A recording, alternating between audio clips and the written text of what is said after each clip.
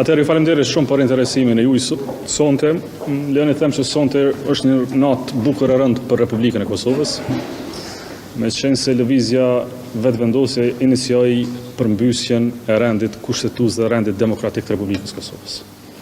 Një rast i paprecedent, jo demokratik, antikushtetues për shtetin tonë të ri. Ky sabotim i kushtetutës, institucioneve të Republikës, ka përgjegjësi të lartë dhe këtë përgjegjësi të lartë do ta mbajnë ata që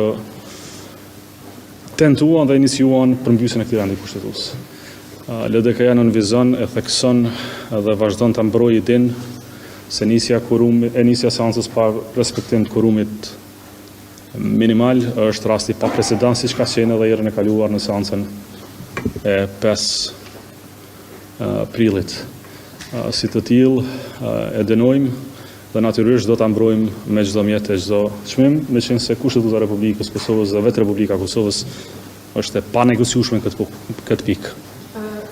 Qëllja grupi parlamentar të Republikës së Kosovës